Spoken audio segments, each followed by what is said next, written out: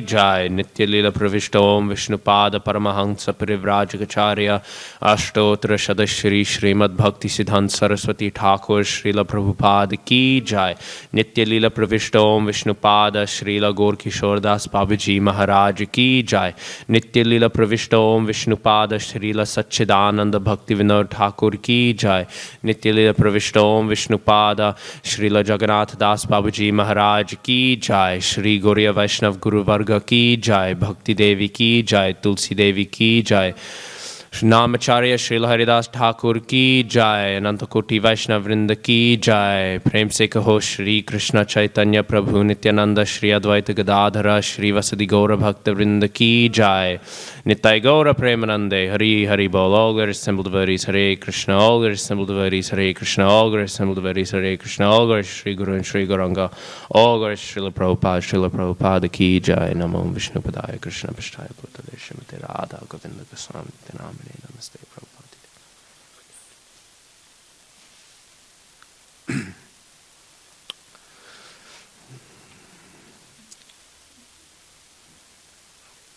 Om Namo Bhagavate Vasudevaya. Om Namo Bhagavate Vasudevaya. Om Namo Bhagavate Vasudevaya. Okay, so today's shlok doesn't have a purport, so we'll be reading both text 2 and 3, but for now we'll do the recitation of 2. Sarvasu nam chavayoscha tanna se paramayane ashvinor oshadhinam cha Grano moda pramodayaha Sarvasu nam chavayoscha Tanna se paramayane Ashvinoro shadhinancha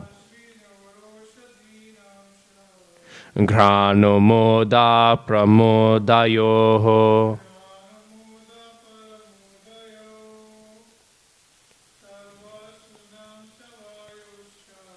Sarvasunam chavayoscha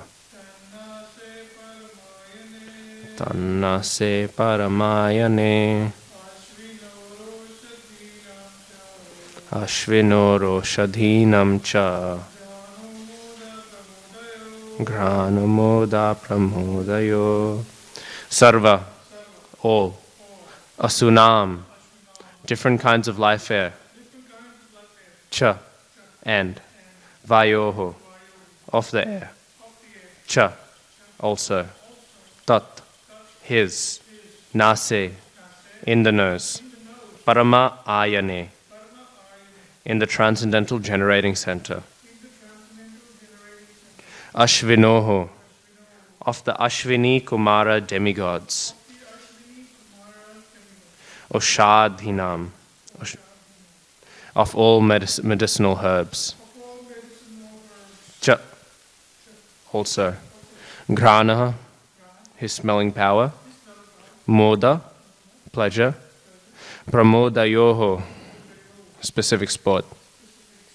Translation. His two nostrils are the generating centers of our breathing and of all other airs.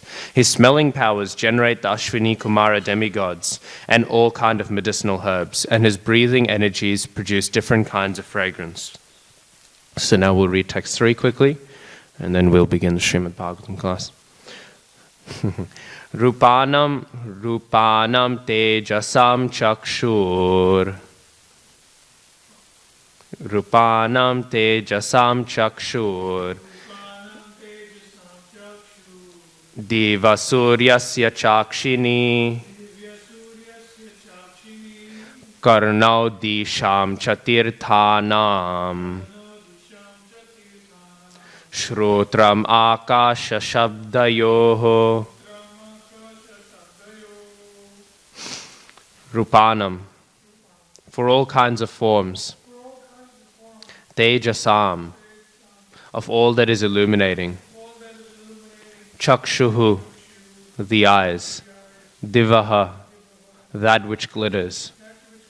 Suryasya, of the sun. Cha, also. Akshini, the eyeballs. Karnao, the ears. Disham, of all directions. Cha, and. Tirthanam, of all the Vedas. Shrotram, the sense of hearing. Akasha, the sky. Shabdayoho, of all sounds. Translation: his eyes are the generating centers of all kinds of forms, and they glitter and illuminate. His eyeballs are like the sun and the heavenly planets. His ears hear from all sides and are receptacles for all the Vedas, and his sense of hearing is the generating center of the sky and of all kinds of sounds. Purport: the word Tirthanam is sometimes interpreted to mean the places of pilgrimage, but Srila Jiva Goswami says that it means the reception of the Vedic transcendental knowledge. The propounders of the Vedic knowledge are also known as the Tirthas. Translation and purport by His Divine Grace A.C. Bhaktivedanta Swami Srila Prabhupada Ki Jai. Om Jnanatimirandhasya Jnananjana Shalakaya Chakshurunmilitam Yena Tasmai Shri Gurave Namaha. Shri Chaitanya Manobhishtam Sthapitam Yena Bhutale Swayam Rupah Kadamahyam Dadati Swapadantikam Vandeham Shri Guru Shri Yutapadakamalam Shri Gurun Vaishnavamscha Shri Rupam Sagrajatam Sahagana Raghunatanvitam Tam Sajivam Sadvaitam Savadhutam Parijana Sahitam Krishna Chaitanya Devam Shri Radha Krishna Padan Sahagana Lalita Shri Vishakhan Vitamscha. He Krishna Karuna Sindho Dinabandho Jagatpate Gopesha Gopika Kanta Radha Kanta Namostute Tapta Kanchana Gaurangi Radhe Vrindavaneshwari Vrishabhanu Sute Devi Pranamami Hari Priye Namo Mahavadanyaya Krishna Prema Pradayate Krishnaya Krishna Chaitanya Namne Gauratushe Namaha Vanchakalpatarubhyascha Kripa Sindhubhyaiva cha Patitanam Pavanebhyo Vaishnavebhyo Namo Namaha. Jaya Shri Krishna Chaitanya Prabhu Nityananda Shri Advaita Gadadhara Shri Vasadi Gaura Bhakta Vrinda. Hare Krishna Krishna Krishna Hare Hare Hare Rama, Rama Rama, Hare Hare. So we are beginning to hear continuing to hear the description of this cosmic form of the Lord, and how everything is originating from Him, and how everything is allowing a segue into a meditation upon Him and His form. And so we hear here, Prabhupada is clarifying this point in this text, when it says, Tirthanam, that of all the Vedas, he is of all the Vedas, they are coming from him, yeah? His ears are the receptacles for all the Vedas. And sometimes it is interpreted as places of pilgrimage. However, Jiva Goswami, he translates in his word for word, in his commentary, he will say that this is actually referring to the reception of the Vedic transcendental knowledge. So the word tirtha here is given a variety of potential meanings, and a further one is given that it can also refer to the propounders of the Vedic knowledge. And so hearing the Vedic knowledge is interesting, that his ears are the receptacles for them, because we also read in the descriptions of the Supreme Lord, that not only is he hearing it, but he is breathing it. It is said the sound of Mahavishnu breathing is a sound not just of Rig, Atharva, Yajur and Sama Vedas, but also of the Upanishads and the Puranas and the Itihas, the various Padma Puran, Bhagavad Purana, the Mahabharata. All of these are the very sound of the Supreme Lord breathing. And so this breathing sound is the sound, the generation, if you will, of the never generated Vedas. We know they are apaurush. They're not coming from a human or a person. Instead, they are generated eternally by the Supreme Lord, and thus they have no beginning. The rishis who hear them, the rishis who hear the Vedas, they hear them, they do not write them. The rishis are referred to as the hearers of the Vedas, not of the writers or composers of the Vedas. And so the Vedas are sometimes given, referring now to the Rig, Yajur and Sama and Atharva Vedas, are sometimes given a higher platform, being Shruti, as compared to the Smriti of the Puranas and the Itihas, the histories, Ramayana, Mahabharata, and the Puranas, which we know, Padma Purana, Vishnu Purana, Garuda Purana, and of course our great Srimad Bhagavatam Mahapuran. So sometimes it is given priority, the Shruti Shastras, the Shastras which are heard, rather than Smriti Shastras, which are remembered. We know this word Smriti is etymologically related to the word Smaranam. That root word is there. And so there's sometimes given priority to the Shruti Shastras as compared to the Smriti Shastras. Because it's said, well, the Smriti Shastras, they're remembered, and therefore they're composed. And the Smriti Shastras, well, they can be given in different ways. Because they are remembered, at times there'll be slight variations. So the Shruti Shastras, the Samhitas of the Vedas, the Aranyakas, Samhitas, Brahmanas, and the Upanishads, these different sections of these four Vedas are to be given higher platforms because they are heard and therefore their syllables are never changing. But this remembered nature of the Puranas, we've just finished in the Chaitanya Charitamrita classes, the liberation of Sarvabhauma Bhattacharya. And one of the great points that Mahaprabhu is making against Sarvabhauma Bhattacharya's understanding of the Vedic knowledge is that he completely neglects the Mahabharata and the Puranas. And in his neglect, he has misunderstood the Vedas. Because practically, and this is the conclusion of Jiva Goswami in his text, the Tattva Sandarbha, which conclusively gives the final conclusions, the final siddhanta, on the relationship and the nature of tattva, of truth. And more importantly, how we can access the truth. And in there he explains that Smriti is actually on the equal standing of Shruti.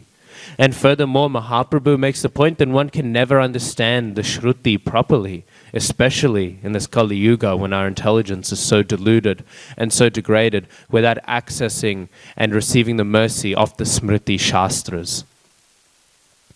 So, this idea, this hierarchy of the Shruti Shastras being greater than Smriti Shastras is not one that is held in high esteem by our acharyas. It is not one that is to be accepted as our model of understanding. In fact, we will not quote much from Rig Veda. We will not quote much from Atharva Veda. Most of our quotations will come from Vishnu Puran, Srimad Bhagavatam, so on and so forth. Because it is in there that these transcendental truths are clearly elucidated. However, that's not to say that we cannot quote the Rig Veda, and that is not to say that the Rig Veda is not having Vaishnav conceptions. We will find even in the Rig Veda, which even by the atheistic scholars, they will say Rig Veda is the oldest of all the Vedas. We know, of course, that the Vedas are coming from the breathing of Mahavishnu. That is their beginning in the material world. And so they are very, very old, much older than how the atheistic scholars say. But they will say, well, Rig Veda is the oldest. This is the first of the Vedic literature, is what they will falsely and nonsensically say. However, even if we accept their term, Srila Bhaktisiddhanta Saraswati Thakur once, he was asked to debate and prove Vaishnavism, and he happily agreed. But the people who were wanting to debate him, they did not want to debate him because they wanted to come to the truth. They wanted to debate him so they could say, well, we defeated Bhaktisiddhanta Saraswati Thakur in a debate. And after he agreed so readily, they became scared because they knew of his scholarship. He had, in this name, Siddhanta, was a title that was given to him prior to his taking sannyas. It was not given to him as is customary to give a title to a sannyasi. It was given to him purely on the strength of his shastric and particularly Jyotish knowledge. It was called. So, however, Bhaktisiddhanta Saraswati Thakur, so he said yes, and these people, they became afraid. So then they said, okay, we will do the debate, but as long as you do not quote the Puranas. Because we are only doing with him Shruti Shastra. And Bhaktisiddhanta Saraswati Thakur said, okay, fine. Then I will debate.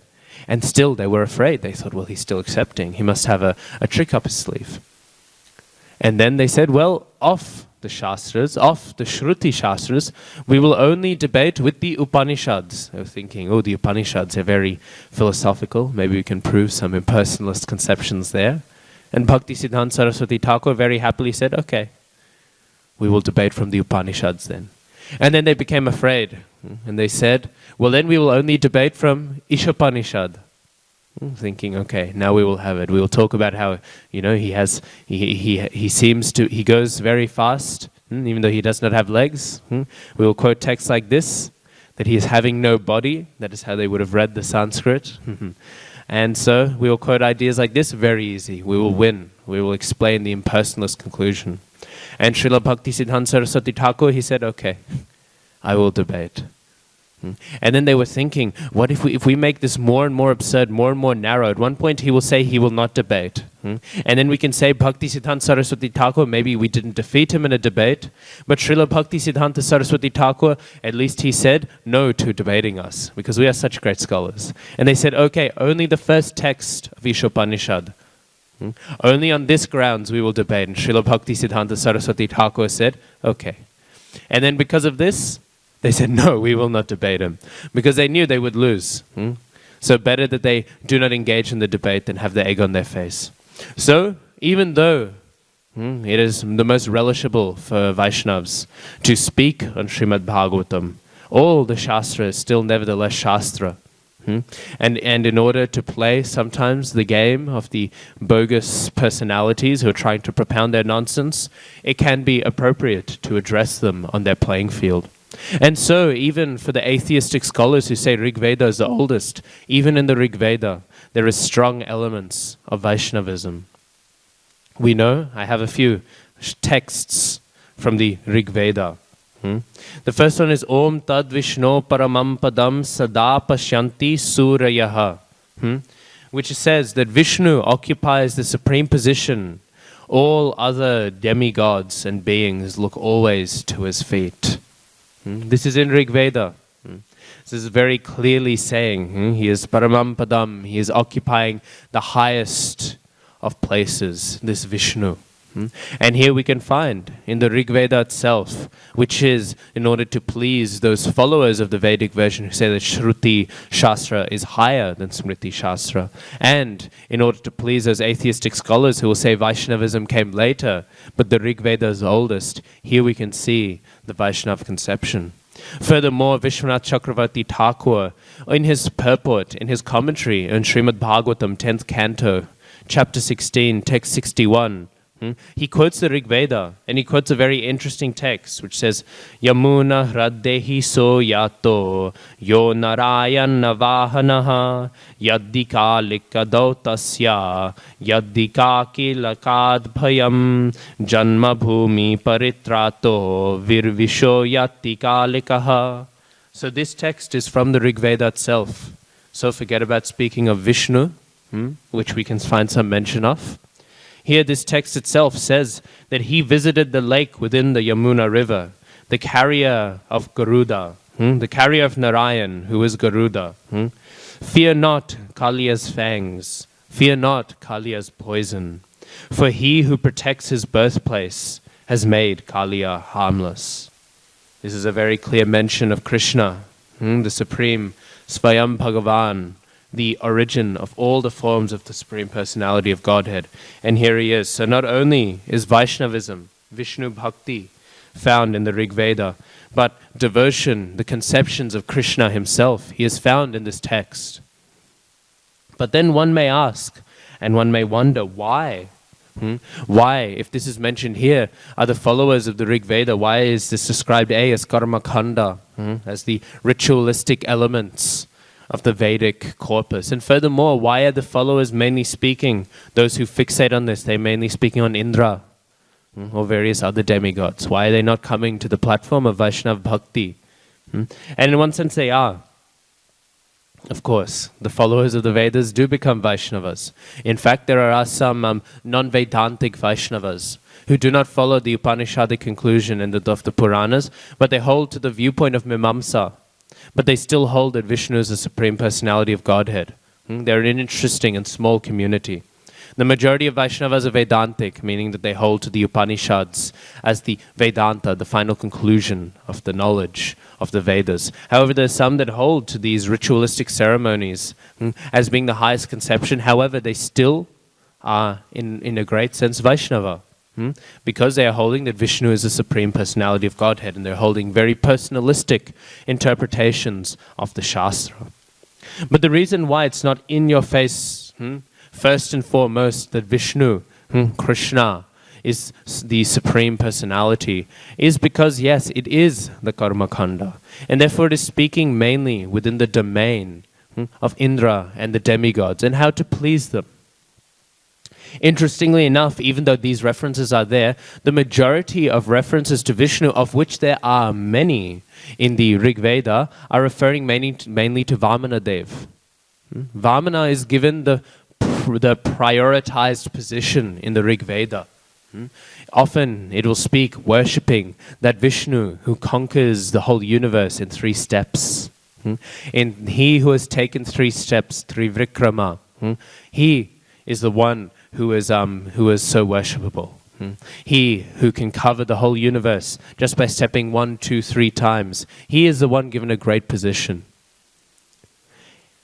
But why? We know Vamana Dev, he is very sweet, he is very nice, he is of course expansion, incarnation of the Supreme Lord.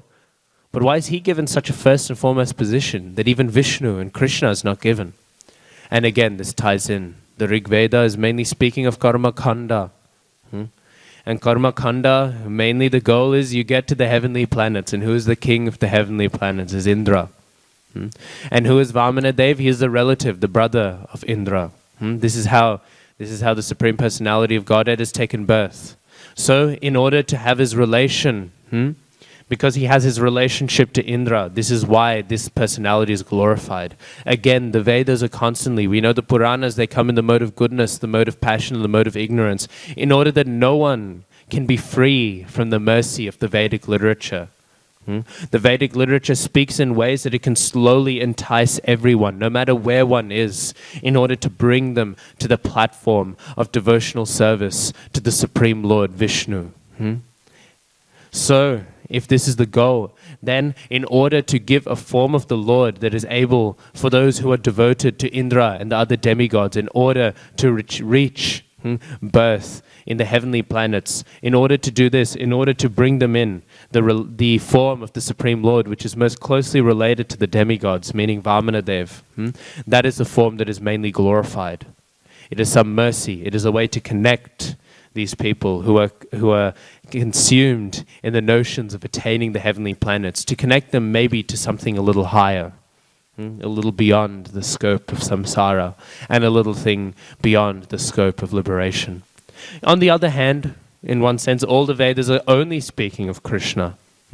We take this interpretation, which is the interpretation offered by Ramanujacharya, that there's the Karma Khanda, Jnana Khanda, and Upasana Khanda. These 3 sections, the section of works, the section of knowledge, and the section of devotion in the Vedic literature. However, we can also take Madhvacharya's interpretation, that actually all these names of various demigods are worshipping Vishnu alone. They're worshipping Krishna alone. Because functionally all these names are names of Krishna, but he has merely given them to each demigod. And therefore they are not actually meant to be worshipping all these demigods, but they are worshipping Krishna himself. So we can also take this interpretation of the Rig Veda. But so we can find here with these texts that actually Krishna, he is very much present in these Vedic literatures in order to give liberation, in order to give even higher than liberation, to bring them up to the highest platform of bhakti, of devotional service. And so he does this. However, the Shastras sometimes are referred to Tirtha. These same Vedas are referred to Tirtha. And this ties into this discussion of Vamanadev and Vamanadev's relationship to Indra and to the Vedic literature. Because the word Tirtha, it means ford. Not the Ford Motors cars, but it means ford in its most literal sense. It means a ford. The ford in the river is the part of the river where it is very shallow. Shallow enough that one is able to take foot in them and cross. This is the meaning of the word Tirtha. And so what does that mean? A tirtha then is a place which makes it very easy, or a thing which makes it very easy in order to cross out from this material existence into the spiritual existence. A tirtha is that thing, that passageway, which allows one to easily cross outside of this very, of this Mayic ocean into the transcendental realm. And therefore the word tirtha means this. And therefore the Vedic literatures are a tirtha. They are the shallow part of the water which allows us, the shallow part of the river which allows us easy passage or passage at all outside of this material world. And even more so, tirtha then means the givers of this Vedic knowledge, Prabhupada mentions in the purport. Because actually there are three main tirthas that are described. There are the Manasa tirthas. There are the Bhaumic tirthas, the Bhauma tirthas, and then there are the Jangam tirthas. These three types of tirthas are described in Skanda Purana. And so the Manasa tirthas, it is said in Devi Bhagavat, which is not so bona fide a Shastra, or maybe uncertain Shastra. However, it reciprocates and echoes a lot of bona fide sentiments from the other Shastras that it was that were used to compile it. And in it, it says that the Manasa Tirthas are actually higher than the Ganga. And what are these Manasa Tirthas? Skanda Purana lists them. Truth, forgiveness, control of the senses, kindness to all living beings, simplicity. These are the Manasa Tirthas. And so they are tirthas, means of passage from this material world, which we can approach and associate with in our mind. These are the good qualities which one needs to cultivate in order to have passage outside of this material world. And they are higher than the Ganga. How can one say this? How can one say that they are higher than the Ganga? From this we know the very, very famous text Yudhishthira Maharaj speaks to Vidura in first canto of Bhagavatam. He says that you have finished your pilgrimage, Vidura, to all of the various tirthas. However, you, saintly people like yourself, are tirthas, holy places personified. In fact, you have purified the holy places merely by going there. So those places that he was visiting, they're the Bhauma Tirthas, the earthly places. The Bhauma Tirthas are what we normally think of. When we say the word Tirtha, we think of a Bhauma Tirtha. The holy place which we can go to on our feet and we can be in the sweet dham or kshetra. There's some holy place which we can physically go to. It seems to be a location. Those are the Bhauma Tirthas. So Yudhishthira is saying that Vidura, you purify those by going them. Because Vidura is the last category. He is the last category of Tirtha. He is the Jangam Tirtha. Jangam means a traveling Tirtha. The traveling Tirtha or the Sadhu, the Vaishnav. He is the last type of Tirtha. So how can we then come back to understand this? That the Manasa Tirthas are higher than the Ganga. In the same way that it is hard to understand how Vidura, the traveling Tirtha, is purifying the Bhauma Tirtha. How can this traveling Tirtha cleanse such a pure place as the Tirtha itself? We know people go to the tirthas to be purified. So then how can somebody purify the already pure place? Is this not Dham Aparad of Yudhishthira Maharaj? Well, we must understand that in the Bhauma Tirtha there are many things. It is when we go to Vrindavan now, we won't just be seeing Krishna Bhakti around us. We will not just be seeing all the sweet devotional things. We will not just be seeing all the beautiful temples and Vaishnavas. When you enter Vrindavan now, you'll see there's a big billboard advertising pan. I remember when I was going into Vrindavan, I saw Subway on the way in. I saw Subway. We were driving in I was getting a taxi in, and there was a big Subway on the way in. You go to the right parts of Vrindavan, you can find all types of sense gratification. And all the people who are after all these types of sense gratification are also coming on pilgrimage. There is one form of pilgrimage that many people still do today. For 40 days they will go celibate. They will be practicing brahmacharya, and they will be going on pilgrimage to all the tirthas. But one interesting and very disappointing, interesting in a very sad way, thing that we will find is that the prostitution industry is the biggest in those tirthas, because it is good business. People in Kali Yuga are so lusty that even 40 days they cannot go without some sexual sense gratification. It's pathetic and disgusting. But still, nevertheless, we know that these sort of people, they're going, and so in these tirthas, there is a flourishing prostitution trade. Because all these men, they go and they think, 20 days, I've gone without the association of my wife, so now I will have some sense gratification with a prostitute. These people are bogus. But this bogus mentality, these bogus people, they're everywhere. And they're even going in the tirthas. So the tirtha themselves are pure, but the people who are visiting them sometimes are not. But what do we know of the glories of the association of the devotees? One lava matra, with 1/11th of a second of association one can get. It's all of the siddhis, all of the siddhas, all the perfections that the Vedas speak of. Every glory, every opulence can be given just by just a small, meager part of association of the sadhus. Therefore, the sadhus, when they go, they are purifying even the places of pilgrimage. Not that the tirtha itself needs purification, but all the people there are purified. All of the impure elements which have entered into this tirtha, they are purified by the Jangam tirtha, by the traveling tirtha. And so by that association, they are purified. And how are they purified? They are purified because their minds no longer have all these nonsense things. And then we come back. Why is the Manasa tirtha sometimes referred to as higher than the Ganga? It is not that by speaking truth and being forgiving, one is now more pure than the Ganga. But it is higher because, in one sense, one can go to the Ganga and one can bathe in it and one can receive no benefit. But if one cultivates these things, they will receive direct benefit for the purpose of tirtha, to cross over from this material world into the spiritual realm. The ford, the point of the river which is easiest to cross, is given by the manasik tirthas, by these qualities of truth, forgiveness, sense control, kindness to all living beings, and simplicity. And in that sense, it is higher than the Ganga. It is not just by bathing in the water of the Ganga that one has traveled to the tirtha. It is not just by bathing in it. Otherwise, all the fish in the Ganga would be going to Vaikuntha. But they're not going to Vaikuntha. They're going to Bengal, where they're being eaten.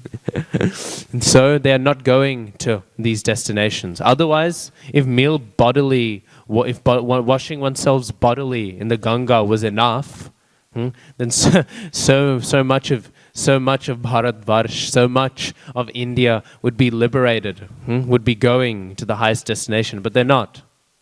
Unfortunately, the majority of people in India are going to hell. Nothing higher. The majority of people in the world are going to hell. This is the unfortunate conclusion. Why? Because again, they're not being purified by the Jangam Tirtha. And they're thinking just on the bodily conception, that if I just dip myself in this water, then I'm liberated. Dip myself in the Ganga, and then I'll smoke, watch all these bogus movies, eat chicken sometimes, but at least I don't eat beef. They will do all these things, and then they will go to some very nice destination. In fact, it's even said, forget about not eating meat. We know the hell which people go to when they eat meat. It's they get boiled in that big pot of oil by all the demons. They get boiled like this, they get cooked like that. That is their punishment. But not only do the people who eat various types of meats go there, but also the people who do not recognize and honor prasadam properly. If one blasphemes prasadam, they go there as well. Then how much more condemned are people? Not just India, but everywhere. Everywhere, people are constantly condemned by this Kali Yuga. It is only by the mercy of the Jangam traveling tirtha, by the sadhu, that one can properly appreciate the glories of these tirthas now, and that they can actually be able to be purified. In fact, what creates a tirtha? There's the name Tirthakar. Tirthakar. This is a name of Vishnu in the Vishnu Sahasranam. It is one of the names. Kar can mean hand. That's where you get the name Kartal from. So the person who has the tirthas in his hand. But Kar can also mean the creator of. Tirthakar. So Krishna, Vishnu, he is the creator of the tirthas. So being the creator of the tirthas, this is one of his titles. However, this is one of the titles that can also be given to the devotees, the Vaishnavas. Tirthakar can be the name of the tirtha, the Jangam tirtha, because wherever he goes, he is creating a tirtha, functionally. Because again, what is the goal of that tirtha? The goal of that tirtha is to purify. So by traveling around, they are creating the practical function of the tirtha. That is what the traveling sadhu is doing. Srila Bhakti Siddhanta Saraswati Thakur, to come back to the point of bathing in the Ganga, when he went to Radhakund, he told his disciples, do not jump in to Radhakund. Do not jump in like it is a bath. Merely take some in your hand and sprinkle it on your head, so that you may offer obeisance onto Radhakund. And he told them it is not the mere bathing of one's body. It is not merely that one takes these elements of stool, urine, mucus, skin, fat, whatever, and then put it into the water, and then one has received the purification and the glories that we read so much of, the glories of Radhakund. Well, we are not qualified to even speak of the glories of Radhakund. It is so high, so esoteric, so great. But Srila Bhakti, we hear it mentioned in Nectar of Instruction. But Srila Bhakti Siddhanta Saraswati Thakur said, you do not receive these benefits merely by jumping inside it and bathing, treating it like a bath. One receives the benefits when one has bathed their soul in Radhakund. Not when one has bathed only their body. Their soul also must bathe in the waters, the transcendental water form of Srimati Radharani. When one can bathe their soul in it, then one receives these glories. Otherwise, again, all the fish in the Ganga would be going to Vaikuntha, not into the stomach of the average Bengali man. So, this is the nature of the tirtha. The tirthas are worshipable. They are great. It is not that these people who go to there can diminish their glories, but there can be an element present there which is less than pure.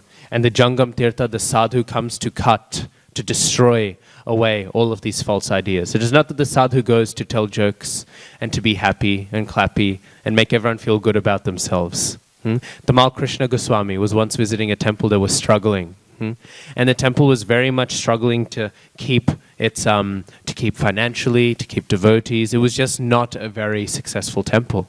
Tamal Krishna Goswami said when he arrived, he saw still. People were smiling. They were laughing around. Tamal Krishna Goswami said, I was very happy that when I left that temple, no one was smiling anymore. This is the sadhu. The sadhu is not there to prop up one's self-esteem, to make one feel better about oneself. I'm in Maya, but that's all right. Everyone's a little bit in Maya. The point of the sadhu is to cut one down. Not to cut one down in an aggressive, detrimental way, but to cut one down in the best of ways, to bring oneself down to reality, to cut away at the layers and layers of false ego and ahankar, so that one may have proper joy, proper happiness, not the false ideas that come from ahankar and sense gratification. And so because of this cutting, the Jangam tirtha of the sadhu cuts away at the impurities of those who are entering into the bhaumik tirthas. And by doing this, they create the manasik tirthas, the great mental good qualities. And so we hear we hear in the Srimad Bhagavatam, Yasyatma buddhi kunape tri dhatuke swadhihi kalatradishu bhauma ijyadhihi janeshva bhigyeshu saeva gokaraha. So we hear this. Oh, I missed the line. Yatirtha buddhi salile na karhi chij. So this says, one who identifies himself as the inert body composed of mucus, bile, and air, who assumes his wife and family are permanently his own, who thinks an earthen image or the land of his birth is worshipable, or who sees a place of pilgrimage as merely the water there, but who never identifies himself with, feels kinship with, worships, or even visits those who are wise in spiritual truth. Such a person is no better than a cow or an ass. This is the value of those people who are not associating with the tirthas who are traveling, the sadhu tirthas, the jangam tirthas. That is, their value is very high, and without their association, the conception and intelligence of anyone is very, very low. I like this text, it speaks a lot.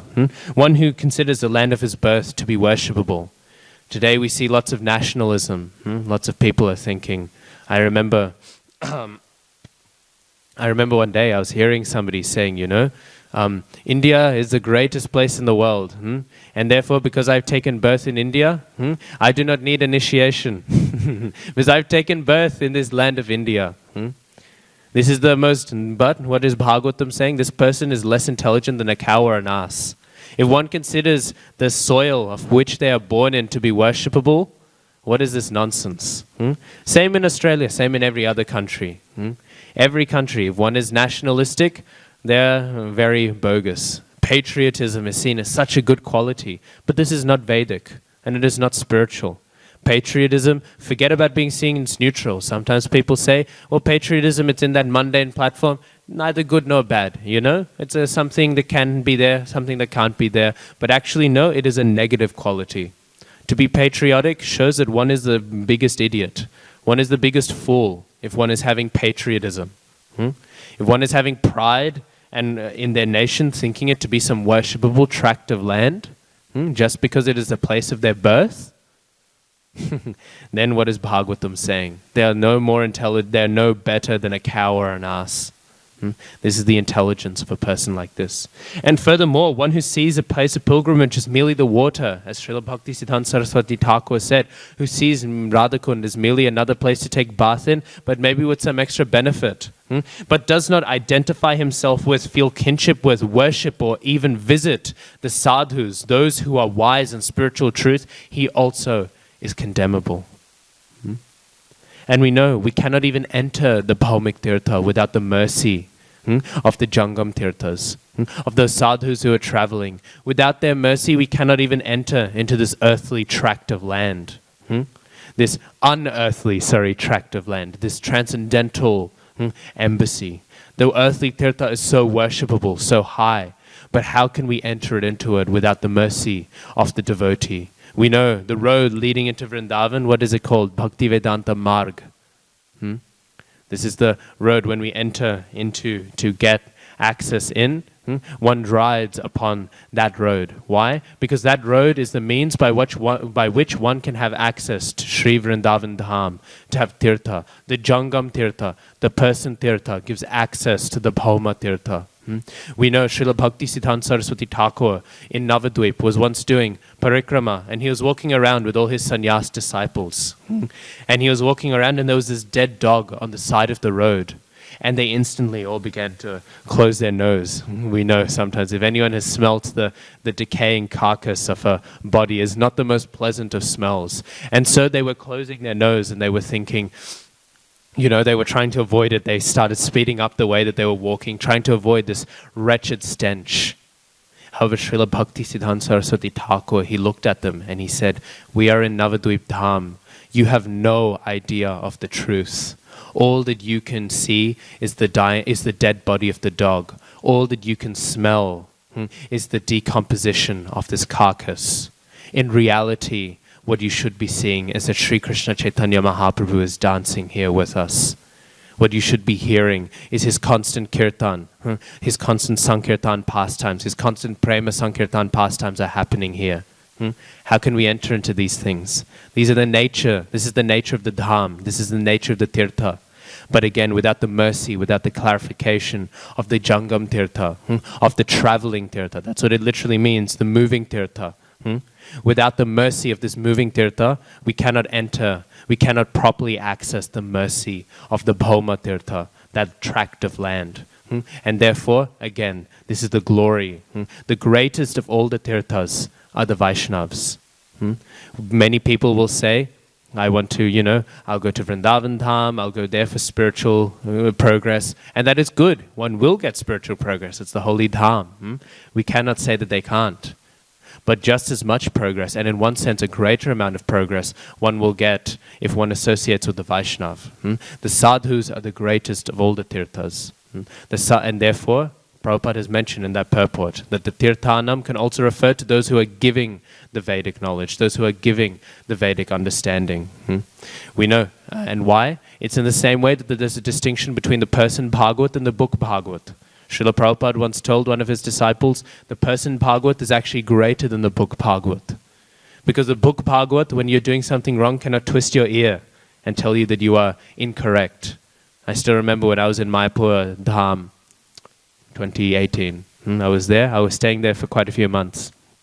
And I was staying in cheap accommodation because it's part of the experience. So I was staying in some cheap accommodation. So it was not very much where obviously the devotees are either connected enough that they will get their own accommodation, or they'll find a way to get the nice accommodation cheaply, or they'll just get the more expensive accommodation. But I was in the very cheap accommodation. And so a lot of the people who were visiting were many of them were very sweet devotees. One of my neighbors was actually a very, very senior devotee. So I'm not saying everyone there wasn't a devotee, but you'd see some other people sort of slip through the cracks. Some pilgrims who are, as I was saying before, those pilgrims who go on pilgrimage and then they visit the brothels on the way. Like this sort of mentality. We see on the sign when one enters into this building, or in any building in Mayapur, there's a big sign, all of the things one cannot do. There's no playing chess, and no card games. And then there's other rules like no meat eating, no intoxication, so on and so forth. But every morning I would wake up and I would smell a peculiar smell that reminded me a little bit of Sydney actually. The smell of cigarettes. In the dham they were there and they were just smoking.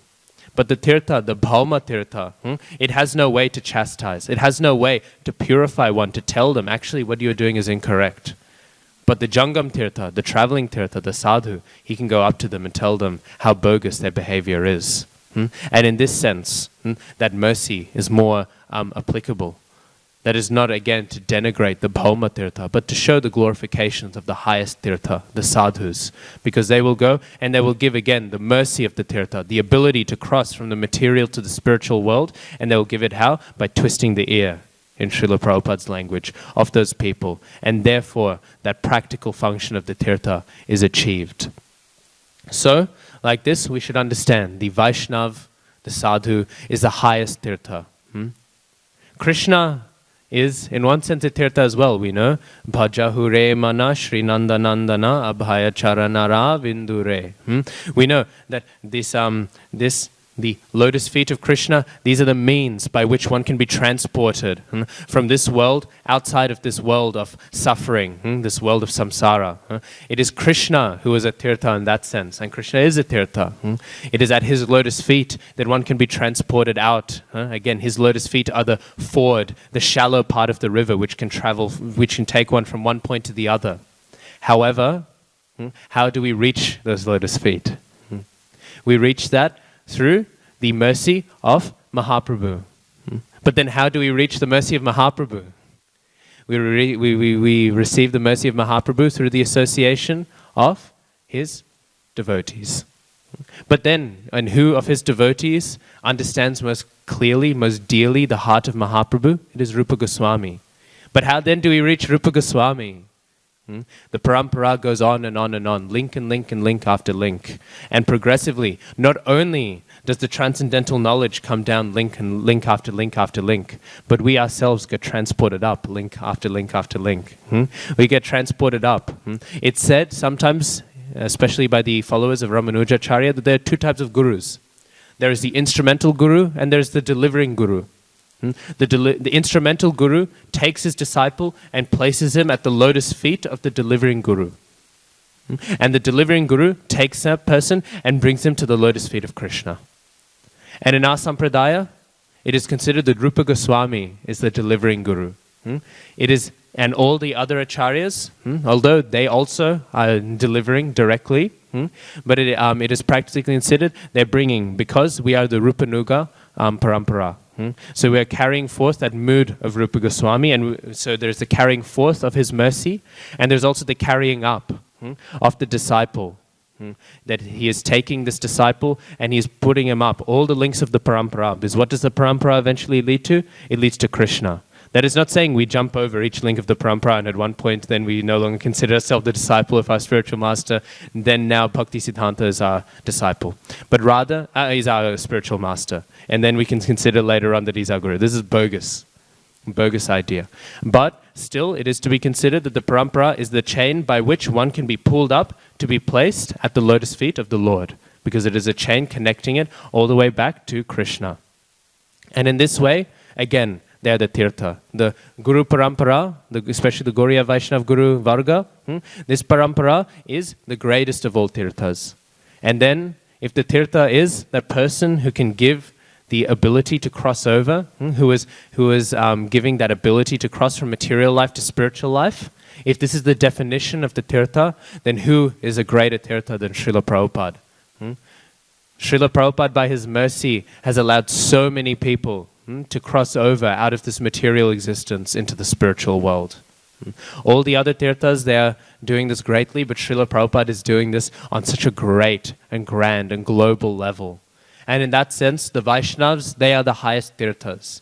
But in the sense of a tirtha being the point, the shallow part of the river of material life, which allows us to cross into spiritual life, if that is the definition of the tirtha, then the greatest tirtha is Srila Prabhupada himself. Srila Prabhupada is that greatest tirtha, because in surrender to him, surrender to his lotus feet, one is so easily able to cross over this material existence. And so many people have done so. Not only is it so easy, because of his great mercy, it has already been done so many times. And therefore the greatest tirtha, it is Srila Prabhupada. His Holiness Bhakti Vikas Swami says, the value that one gets from visiting thousands and thousands of tirthas, one can get merely by paying dandavats to the lotus feet of Srila Prabhupada. That all that value is found at his lotus feet. And so because of this, of course, it is good to go to the Dham, to regenerate, sometimes to get the mercy of the Dham, which we can access. I'm not saying that the Dham is pointless, but which we can access by the mercy of the Vaishnavas. We can access that, and it is good to visit the Dham.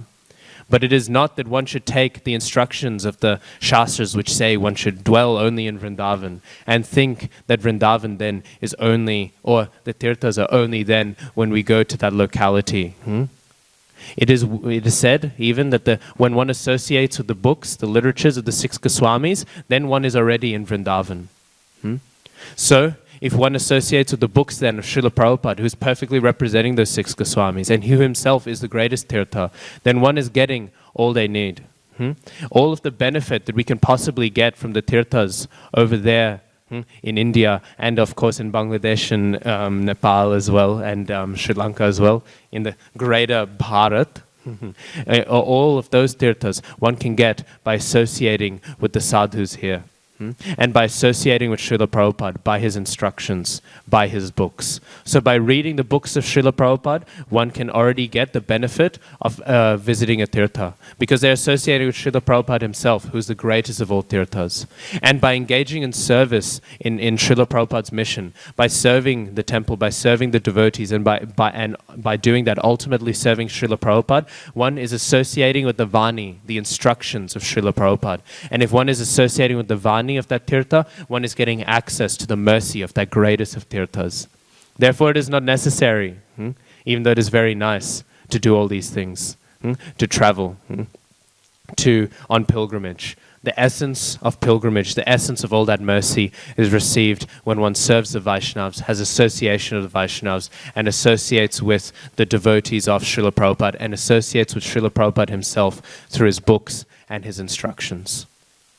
And therefore, this is the essence of this concept that Srila Prabhupada is explaining in his purport. The Tirthanam refers to the Vedas because the Vedas are giving this mercy, and it also refers to those people who are propounding the Vedic knowledge. They are the Tirthas. And not only are they also Tirthas, but they are the greatest of Tirthas because of how easily they allow us to cross over this ocean of birth and death. Grantharaj Srimad Bhagavatam ki jai. Ananta Koti Vaishnava Vrinda ki jai. Namo Vishnu Padaya.